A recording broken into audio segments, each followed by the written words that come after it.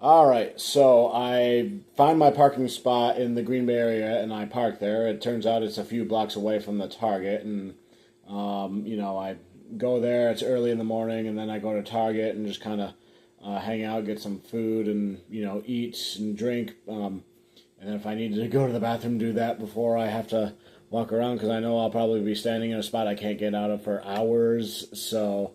And during all that, during that pre-stop, before I even get into the draft area, the Lambeau Field, Titletown draft theater area, I'm thinking about the Kirby Joseph extension and thinking, oh wow, they announced this right before the day before the draft, kind of like how last year they announced the extensions of like St. Brown, Sewell, and those guys. Jared Goff was around that time too, and then coincidentally, as a result, well, I don't think it's a coincidence, but the first 14 or so players drafted in that round were all on offense because I'm thinking, oh, those GMs are probably having to deal with the agents calling for their players to get extensions because St. Brown and Sewell got that one and reinforced in their minds, okay, I better go draft an offensive player so I don't have to worry about the escalating contracts quick, and that was that pushed down the defensive player that Brad Holmes wanted to draft in Terrion Arnold. And,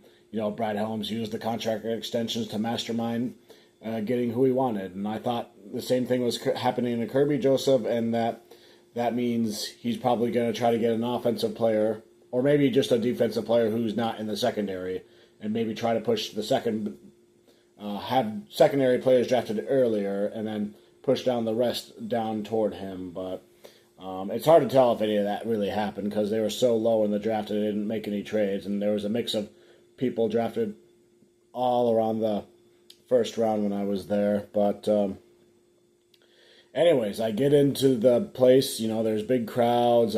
It's noon. I'm walking around, and I go into the gift shop and I buy myself a souvenir.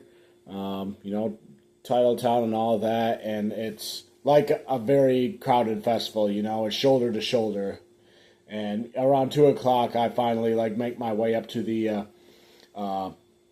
as close as I can to the draft theater, to the where they have the stage for the drafting, and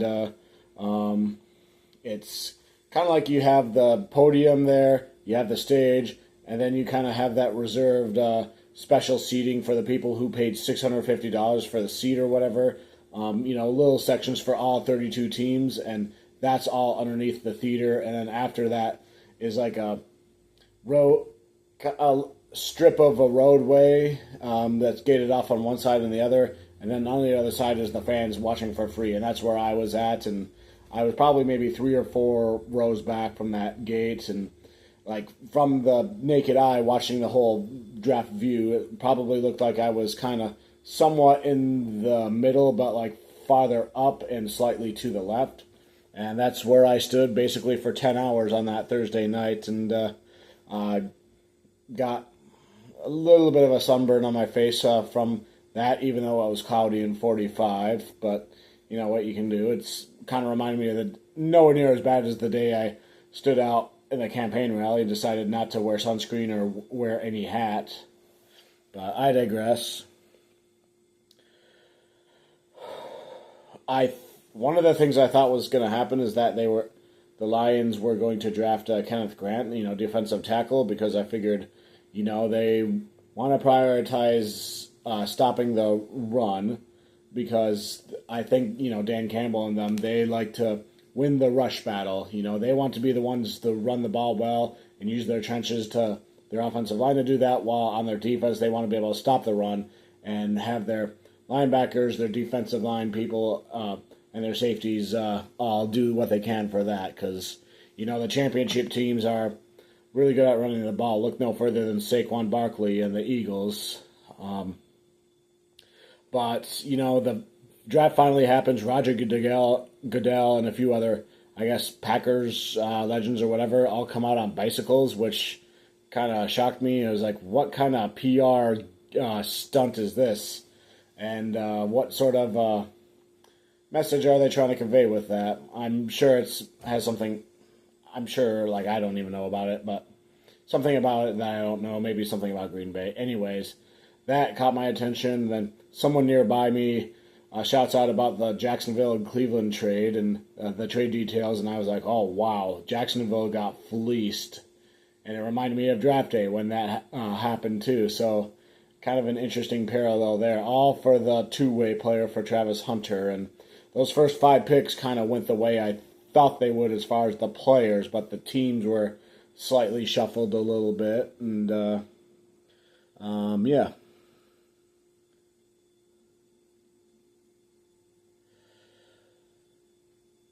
So I'm standing there and I keep thinking, where the heck are the trades? And my phone at this point is out of service. There's the Wi-Fi is not working or anything, and I'm trying to conserve the battery by turning it off, my phone off and on again. I don't have one of those handheld chargers, but I want to make sure I get the footage for when the Lions do make their draft pick. And I'm noticing there's no trades, and then the Chargers are up, and their clock is like ticking down 5, 4, 3.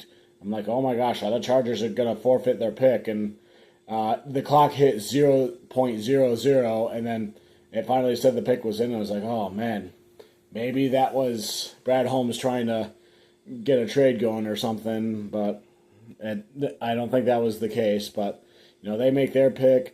The Packers, they make their pick, and it was probably the most epic part of the whole draft, as far as I can tell, for the Packers community, because for the first time in forever, they drafted a wide receiver in the first round. It turned out to be Matthew Golden, who I knew was high up on their list from all the visits, and you just hear that go Pack go, and they just felt like they played it for like 5 to 10 minutes while Golden slowly made his way down the hallway and then finally walked out and everything, and everyone around me was just going nuts. And yeah, I recorded video of that too, so that was probably like the electric moment of the night, so to speak, I guess, for all of them. Good for the Packers people, I guess. And then the trades are starting to happen. The Giants and the Falcons, who doubled up on the edge rusher. So and then the Lions, it's their turn, and oh yeah, Kenneth Grant is way off the board at that point because Miami picked him at like around 15, and I'm thinking, who the heck are they going to go with now? And I'll be honest, I had no idea who this player was. Williams. I found out later he was one of their top 30 visits, I believe. He was ranked up as a top 50 prospect. Williams, the defensive tackle from Ohio State, and turns out he's a really good run stuffing interior defensive lines, and one of the best in the class for defensive tackles. And I was like, all right, my thought process was kind of on par, although it turned out to be a different player. So, and furthermore, I liked it because he came from Ohio State, who just won a national championship. So we have a player who knows what it takes to win a championship, and if the Lions want to win a Super Bowl, they need players that know how to get it done, and he'd be one of them. And from what I heard, he was one of the main reasons that Ohio State beat Texas in that game, because they had trouble running the ball up the middle because he was there plugging in the gaps and that sort of thing. So, I like that pick. I like Williams, and yeah. But right after that pick was when I left. I slowly made my way through the crowd while the final draft picks were going on, made up my car, drove to the hotel I got, then, yeah. And then it was day 2, and then I drive to the spot that I paid the 2 days parking for, the same exact spot, and check the news. I see that Jameson Williams and Aiden Hutchinson both get a 5th-year option franchise tag, and I'm thinking, okay, this is Brad Holmes just telling the league he's not going to trade Jameson Williams, because it was rumored that he might get traded and then replaced with a receiver. But turned out that didn't happen. So, I'm all for the decision if that's what they decide. And hopefully J-Mo is done with the off-field distractions and the stupid penalties against the Bears. And, he catches over 50% of his deep ball passes. So, carry on, J-Mo, I suppose. And then Hutch, you would think he'd get a contract extension by now, but because of the injury, you kind of want to see one more year of him doing great things before you do that. So, I mean, it's not anybody's fault. It is what it is, but, franchise tag him and go from there. And in that one, I didn't think there was any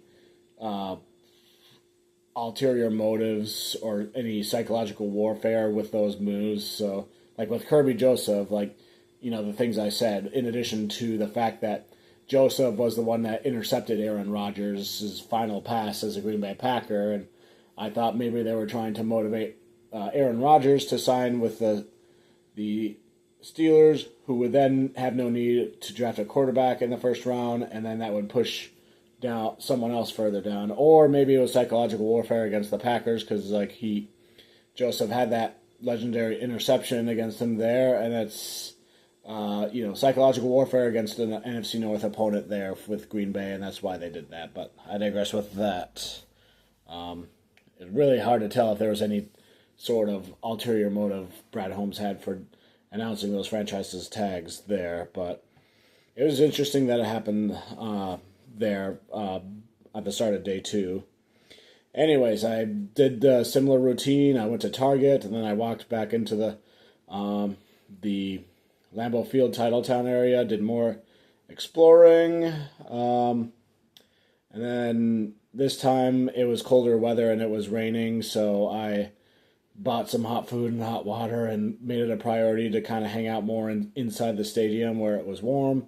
And then around 2:30, finally, again, I got back up toward the stage as best I can. And this time I got right up to the gate, except it was slightly on the left side, as far as I could get there, because there was the stage, the VIP seating, and then that strip, and then where all the fans could watch for free. And I was right there where all the fans could watch for free, right at the gate, slightly kind of on the left side. And I was right next to the VIP areas. On the right side, there was the ESPN booth where people like Dan Orlovsky and those people were talking about the draft. And then over on the left side was the NFL Network, where Good Morning Football Cast was over there talking, and I could see Ian Rappaport over there sitting and typing on his laptop, and there was this heckler, this Vikings fan, who kept yelling for Ian for his attention. And the first time he did it, Ian turned around and was like, "Yeah," just to give him the satisfaction to shut him up. But that didn't stop him. It was retweet Ian or something like that, and but he ignored it ever since then. But that was interesting there. I kind of think it resulted in the cameras not wanting to come our way. The first night, the cameras panned across the area where I was at, except I was maybe 4 rows back. I was wearing a red hood, so it's possible I might have been on TV from that.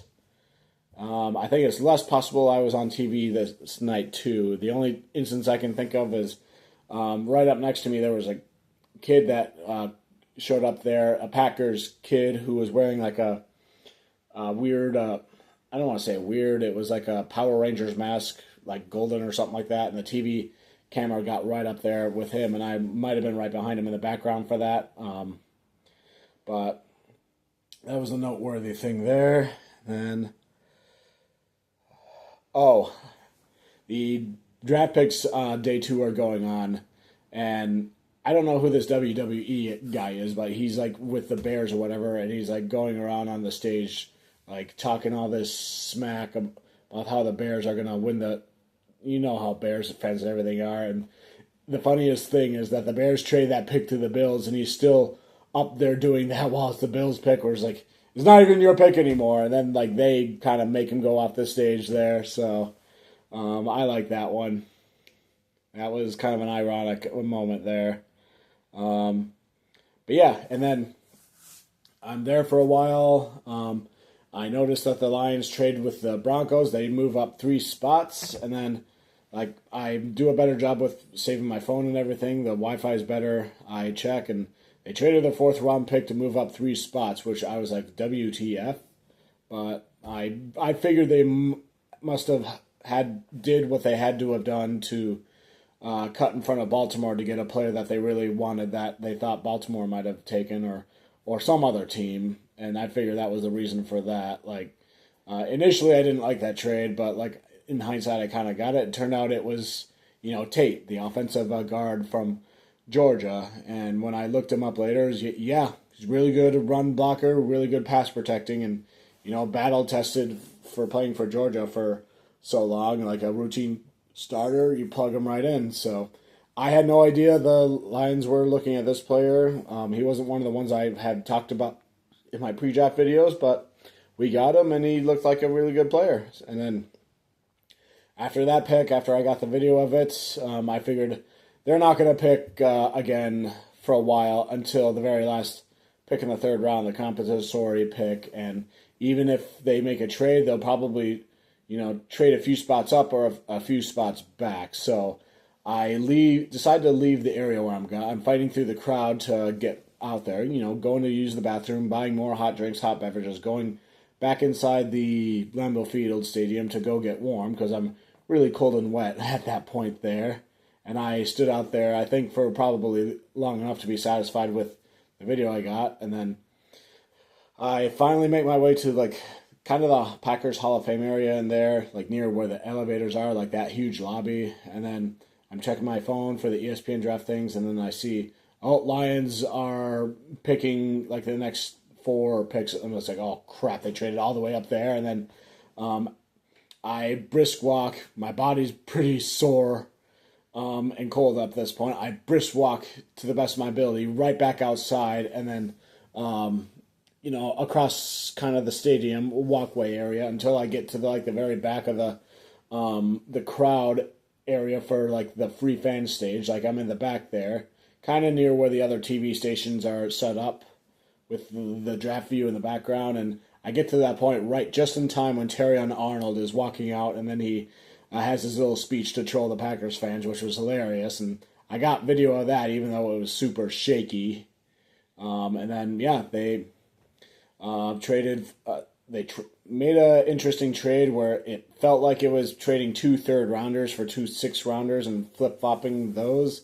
One of them might have been compensatory. I know that was controversial, but it is what it is to get who you liked. And then they picked the Tesla wide receiver from Arkansas, who is a big-bodied receiver who tends to play a lot of slot, which was interesting. But I think he's the prototypical type of X receiver who has a lot of contested catches, which I liked about that. It's, last year there was a lot of talk that the Lions would draft a wide receiver like that, but they didn't, and I assumed that was a smokescreen because they were content with how their wide receiver system was set up. But I guess they were saving that for this year, for this wide receiver, though.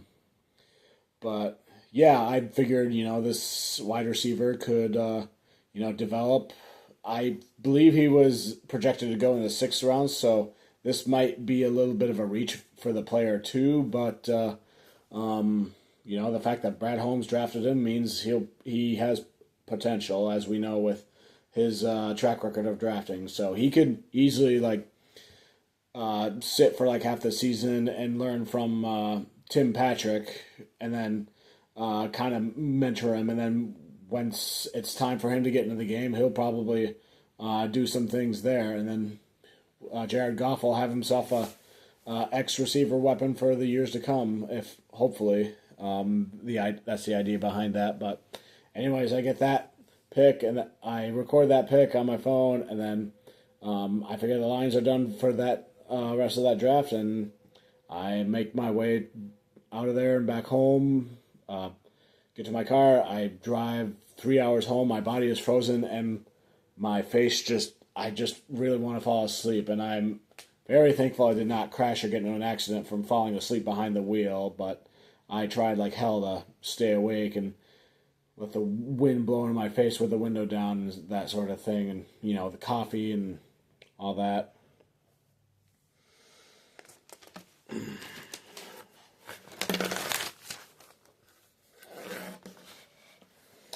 And then this morning I was at home. I wanted to go check out a marathon that was going on in my hometown, but this morning I went out to a restaurant that had like the draft on and a bunch of other sports channels, and brought my computer and I ate there, and I was on my laptop with the Wi-Fi, and I paid attention to what was going on there. the Lions made a trade, and then they got up, and then they got Frazier, who was another offensive guard. It's kind of like the Christian Mahogany of from last year, except this year where he was projected to get a second, third round, but the Lions decided to trade up and go and get him. Looks like he is another really good guard that was falling for no reason. He's a little taller than a normal average guard, but that's okay. And he can definitely swing tackle, so maybe he can play tackle one of these times. And then, yeah, I like that pick. And then they had 2 6-round picks and 3 7-round picks, and then apparently they traded one of the 6-round picks and one of the 7-round picks to move up to the 5th round to get this player. So I like that pick. It's clear that the Lions' strategy was to sustain their trenches, and they did a lot of that. It's kind of like the very first year Brad Holmes got there. They drafted an offensive lineman and 2 defensive linemen, and now this year was kind of the slight reverse of that. 2 offensive linemen, 1 defensive lineman, and trying to sustain the trenches as best they can because who knows what's going to happen with the older, experienced people who are there, and maybe their bodies aren't holding up anymore. But we'll see how that plays out. And then the next pick is finally when we get the edge rusher. Like, it's funny because it reminds me of 2021 also, when everyone was pounding the table for them to draft a wide receiver, and then they finally did on day 4. And now this year, everyone's pounding the table for an edge rusher, or 2021 wide receiver, 2025 edge rusher.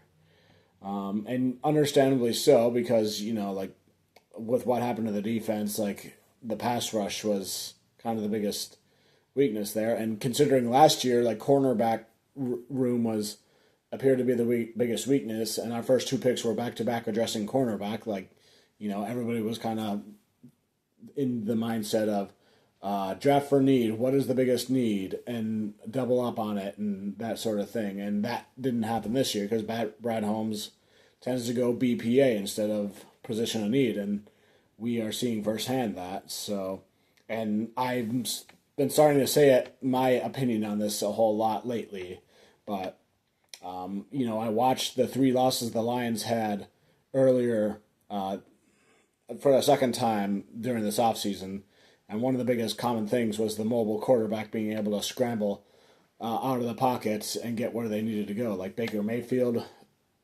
scrambling to the right just enough to get off a 30-yard pass, or Josh Allen scrambling one way past the defensive lineman who should have got around his blocker that way to get him, but he went the other way, and Allen gets a huge gain from that. And then obviously Jaden Daniels. So my biggest thing was getting defensive tackles and edge rushers both alike who are capable of containing the quarterback in the pocket and closing in on him and then making the tackle by doing it properly, by being smart enough and disciplined enough to not go around their blocker the incorrect way. So the biggest example I can think of, I think that Pascal went inside around his blocker, and Allen was able to scramble out to the outside when he should have been trying to contain on the outside. So, and Pascal's a great player. Like, he learns from stuff like that. He's very underrated, and I think he'll have another good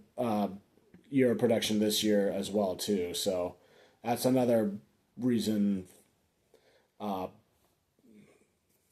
I don't think the Lions are like hell-bent on trying to get an edge rusher, because they have a ton of faith in the people that they already have there between Pascal, Hutchinson, obviously, Wingo, maybe even Levi O if you want to kick him out there, and, the players like that.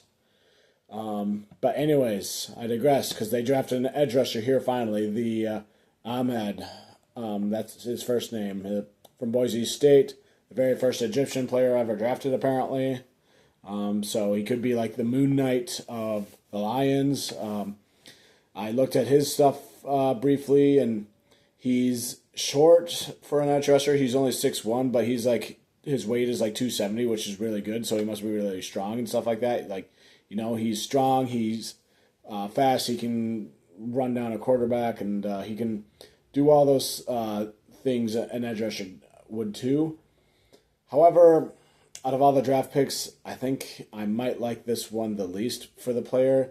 And the reason for that is because he tends to have a high missed tackle rate, at least 20% missed tackles based on the information I saw from the Broshmo spreadsheet from this past season at Boise State as well as the previous season. And I believe one of the things that Dan Campbell emphasizes the most is being able to tackle from every player at every position on defense. But I like to think that they have enough confidence that they can coach up this player, the Ahmed Moon Knight player, and get him to tackle better. So he is drafted where he's drafted, so he's going to be a developmental player. But I like to think that he'll be able to tackle the way he's supposed to. And plus, the Lions got that defensive line coach from the Tampa Bay Bucks, that same coach who won the Super Bowl for the Bucks against Patrick Mahomes, because his defensive line players really did their job exceedingly well. So I'd like to think that he'll be able to coach him up on the tackling there. And everything else from the edge stuff with this player looks like it'll be fine. He'll be in the rotation probably at some point. He'll be a developmental player. And then I left the restaurant after that to go to check out the marathon downtown. I kept track of the last two picks in the 7th round. 2 Georgia people. So Brad Holmes, notorious for drafting Alabama people in the recent drafts, decides to switch it up and draft Georgia players. 3 of them altogether in this draft. 2 of them in the 7th round. The safety Jackson and the slot wide receiver Lovett. So I don't have much to say about these 2. I know Jackson's probably mostly going to be a special teams player, going to try to run down the guy with the ball and tackle him and that sort of thing. And Lovett, slot wide receiver, that's where Amon-Ra St. Brown plays, and he'll probably be a backup to him or have a role on special teams or be a depth piece. So Lovett, they say, is a gadget player. So honestly, I don't know what that means, so I'll have to look it up, but I'll take it for what it's worth. But they all sound like they're really really want to play football and they really want to win type of dudes. So overall, it's definitely not the flashiest draft the Lions have had, but I think it's the most going to be the most effective in sustaining the success that we've had. So especially having linemen to sustain what they've been able to do in terms of winning in the trenches, rushing the ball, and stopping the rush on offense and on defense. And because that's really where that's what you're going to need to do to beat the championship teams, and hopefully run down the mobile quarterbacks and contain them in the pocket, contain the quarterbacks in the pocket, and that's close in on them and then make the tackle and get around the blockers the right way. So I'm not one of the stereotypical armchair GMs that says, okay, you need to get multiple edge rushers who can get pressures and get sacks, and you get a bunch of those and you'll win a Super Bowl. I kind of get where things are at with that. So, but yeah. As far as the trades on day 2 goes, I was, a little puzzled by those things, but I kind of like to think that, Brad Holmes just doesn't like drafting late in the 3rd round or in the 4th round at all. He likes to have that little break. Maybe he just likes to sleep in on day 3, but, there's been years when he's drafted in the 4th round, like St. Brown and Barnes way back in 21, and just last year with players like Manu and the backup running back that we had, who is also the safety.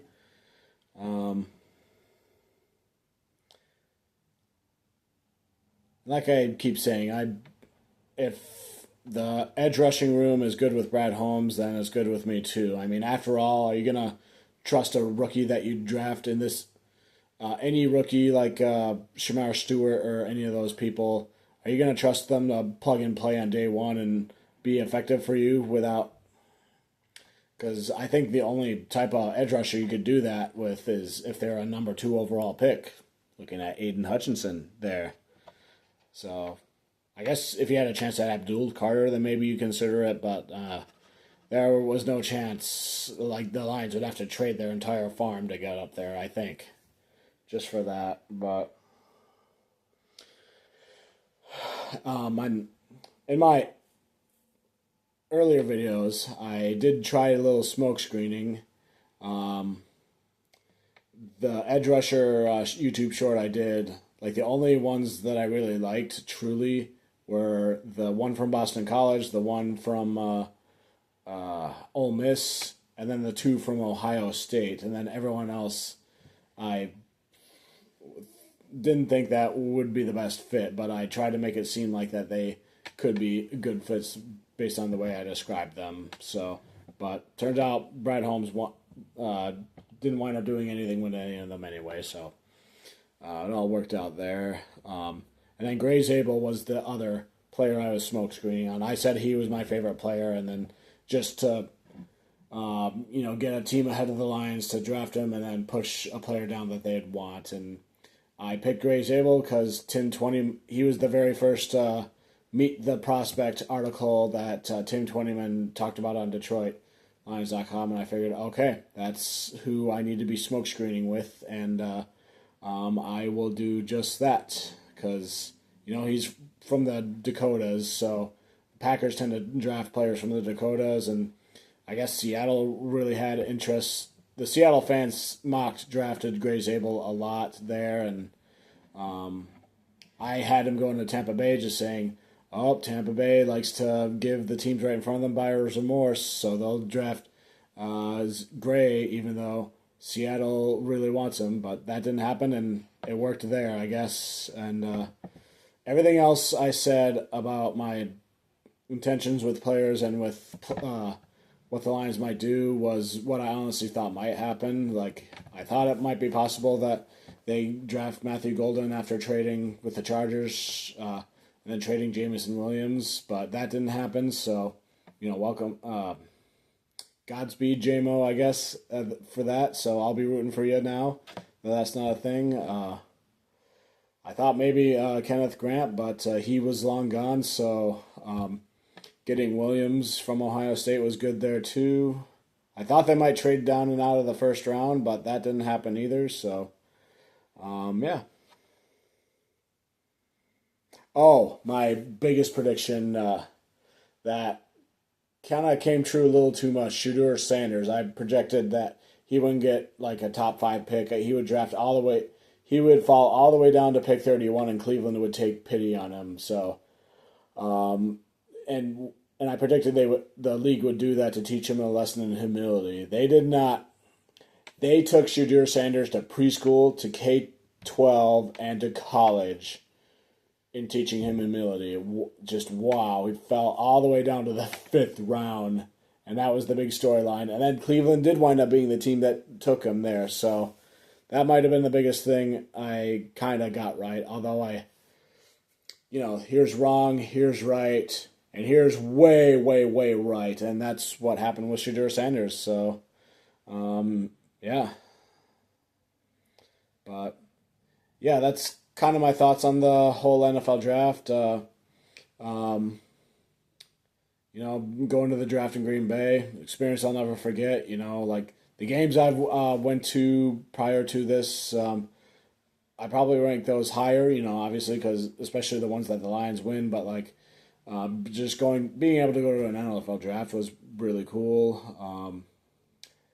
I don't think the Green Bay Packers beat the Detroit Lions record for all-time attendance, though. I'm just saying. And go Lions, one pride.